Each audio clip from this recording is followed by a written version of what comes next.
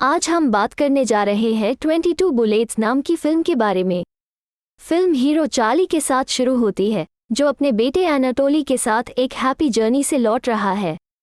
जब वे शहर में पहुंचते हैं तो लड़का चार्ली से विनती करता है कि वो उसे कार से बाहर जाने दे और एक बस्कर का प्रदर्शन देखे। चार्ली सहमत है और कहता है कि वो अपनी कार पार्क करने के बाद वहीं होगा।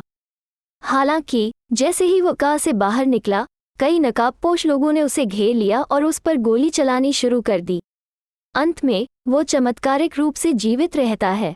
होश खोने के दौरान वो एक याद को याद करता है जब वो अभी भी जेल में एक युवा व्यक्ति था, जिसे अपराध का जीवन जीने के तरीके पर ओल्ड टाइमर के रूप में जाने जाने वाले एक पुराने मॉबस्टर से सलाह मिलती थी।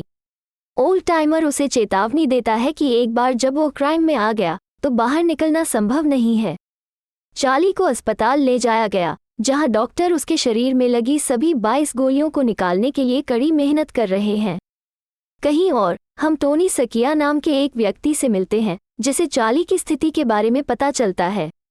टोनी सकिया स्पष्ट रूप से एक शक्तिशाली और क्रूर व्यक्ति है, जो ये सवाल उठाता है कि क्या वह वही था जिसने चार्ली को मारने के लिए एक गिरोह को काम पर रखा था। चार्ली की शूटिंग राष्ट्रीय टेलीविजन पर प्रसारित की जाती है और न्यूज़कास्टर का उल्लेख है कि वो एक रिटायर्ड मॉबस्टर है। इसके बाद पुलिस कप्तान मैरी गोल्डमैन मामले में दिलचस्पी लेती है और अपराध स्थल पर जाने का फैसला करती है।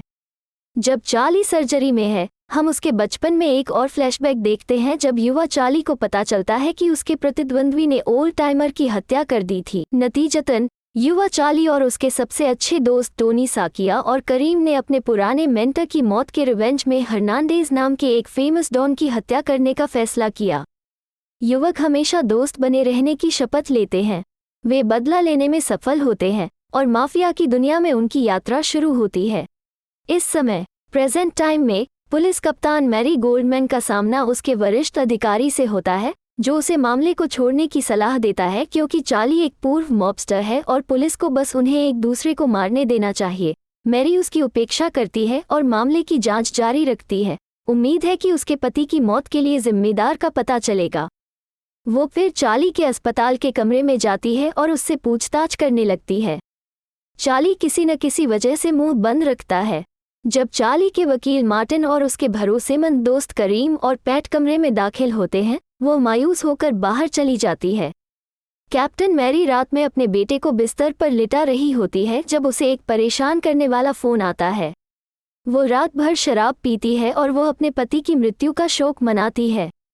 इस बीच करीम स्पष्ट रूप से परेशान है और बदला लेने की प्रतिज्ञा करता है। दूसरी ओर मार्टिन उसे धैर्य रखने और चार्ली के कोमा से बाहर आने का इंतजार करने की सलाह देता है। करीम तब मार्टिन को चार्ली पर नज़र रखने और उसे अकेला न छोड़ने का निर्देश देता है। वापस अस्पताल में एक आदमी खुद को मेडिकल स्टाफ के सदस्य के रूप में भेस बदलता है और अंदर घुस जाता है। फिर वो अपनी बंदूक खींचकर चार्ली के कमरे में घुसता है और उसे कई बार गोली मारता है। गोलियों की आवाज़ सुनकर अस्पताल के कर्मचारी कमरे में पहुंचे और शव को देखा। पेशेंट हालांकि चार्ली नहीं है, क्योंकि कप्तान मैरी शूटिंग की घटना से पहले चार्ली को एक अलग कमरे में ले गई थी। ये घटना कैप्टन मैरी को अस्पताल के ठीक बाहर एक निगरानी दल तैनात करने के लिए प्रेरित करती है। अगले दिन टोनी चार्ली को देखने के लिए अस्पताल में प्रवेश करता है और वो अपनी राहत व्यक्त करता है कि चार्ली अभी भी जीवित है। जाने से पहले उसने चार्ली को एक ग्रीटिंग कार्ड दिया, जिसमें बताया गया कि पूरे अस्पताल में निगरानी कैमरे हैं और पुलिस अस्पताल के सामने एम्बुलेंस के माध्यम से उसकी निगरानी कर रही है। इसके तुरंत बाद करीम और मार्टिन अस्पताल में चार्ली से मिलने जाते हैं और उसे अपने साथ ले आते हैं। मैरी ने उनकी कार का पीछा करने का फैसला किया। ये देखने के बाद करीम को ये पता चलने में देर नहीं लगी कि उनका पीछा किया जा रहा है और वो तेजी से गाड़ी चलाने लगा। वो फिर एक फ्रेंड से हेल्प का रिक्वेस्ट करता है। करीम एक पुराने गोदाम के अंदर कार लाता है जहां टोनी का एक आदमी एक कुर्सी से बंधा हुआ है। अब जब मैरी उनका पीछा नहीं कर रही है तो वो स्पष्ट रूप से भयभीत है। चार्ली तब उसे बताता है कि जब तक वो सहयोग करेगा तब तक उसे कोई नुकसान नहीं होगा। वो स्वीकार करते हैं कि उन्होंने शूटिंग में भाग नहीं लिया, लेकिन चार्ली के सबसे अच्छे दोस्त टोनी ने उनके पीछे अपने लोगों को भेजा। इसके अलावा टोनी चार्ली को मरवाना चाहता है क्योंकि वो रिटायर हो गया था और उसे अपना इल्लीगल बिजनेस चलाने के लिए छोड़ दिया था। और अब उसे डर है कि चार्ली एक दिन उसके रास्ते में आ जाएगा। ये सब जानने के बाद चार्ली परेशान है।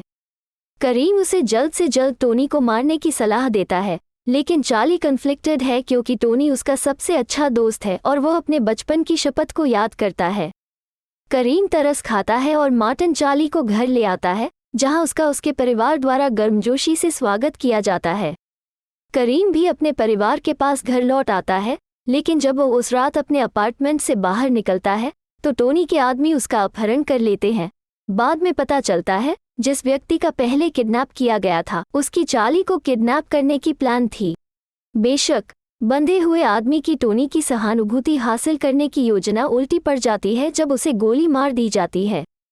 इसके बाद उन्होंने करीम के परिवार को चेतावनी देने के लिए उसकी एक अंगुली काट दी। चार्ली, जो अभी अपने बिजनेस के में जा रहा था, करीम की मौत के बारे में जानकर तबाह हो गया। वो अंतिम संस्कार में जाता है और करीम के परिवार को दर्द से कराहता हुआ देखता है। वो स्थल पर क्रोधित और उग्र हो जाता है और वो प्रतिशोध की प्रतिज्ञा करता है।